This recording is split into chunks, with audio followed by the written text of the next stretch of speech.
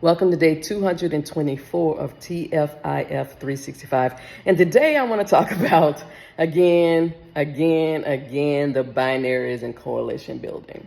So, I've often said that we all, not just white people, we all, and this is globally, it's just not in the US, we all need to address our own internalized white supremacy and anti-Blackness, because that has been the doctrine, that is how we've been indoctrinated, that is global. I don't care where we are in the world, unless it's some remote indigenous culture that has Black people, anti-Blackness is the other side of the coin of white supremacy. Period. And so what is now happening is what I've been talking about with this coalition here in the U.S. with this election. If your advocacy, if your revolution necessitates harming other vulnerable people, other marginalized people, that is not a coalition I want to be a part of. Because you are buying into white supremacy and its scarcity mentality. It's the binary. It is forcing you to use an or instead of an and. And I'm seeing the pro-Palestinian protesters, some of them are slipping into anti-Blackness.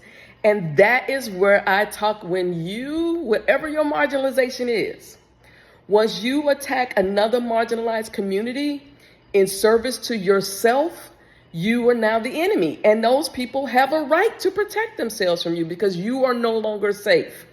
So please, please, please, in your protests, in your lifting your voice, in your causing a scene, in whatever you're doing, rooted in supremacy-free, coercion-free, discrimination-free, and exploitation-free. Because what I'm seeing, because anti-Blackness is a part of supremacy. It is the pecking order. And Black people are always at the fucking bottom. Right? So please, please, please, please, people, do not cause problems for the people who are actually being targeted in Gaza, who are dying every day, who are suffering every day. Do not turn this into us against them. No one wins in that. No one. Okay? Because what I'm seeing is it's going to be a backlash where Black folks are going to step out, are going to step back, because they're seeing that their efforts to support are being used to harm people that look like them. So, again, if you're on the side of liberation, you should be on the side of liberation for all.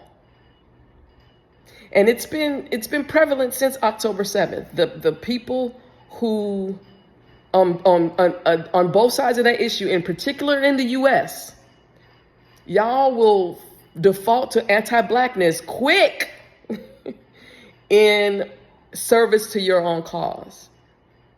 And you need to stop. You need to stop. You need to check yourself. You need to evaluate your own internalized white supremacy and anti-Blackness that is within your own communities. Because Black folks have always been for everybody, because we've always been at the bottom, and we know that we have to uplift. We get there together or not at all. We cannot get there by replicating white supremacist talking points, replicating white supremacist targets, replicating white supremacist harm. You cannot talk about white supremacy, being against white supremacy, and then play around in anti-Blackness. So this is your PSA. You've been warned. Because as I've said, this is a black-ass campaign. This is the blackest campaign you've ever seen.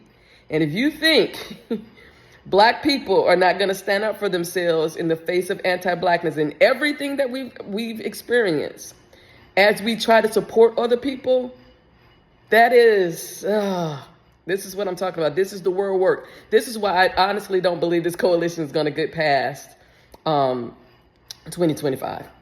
After the election, everybody's going to be, what about me? What about me? What about me? What about me? What about me? And it's the what about me's, the individualism, that's going to cause problems, because I see it already.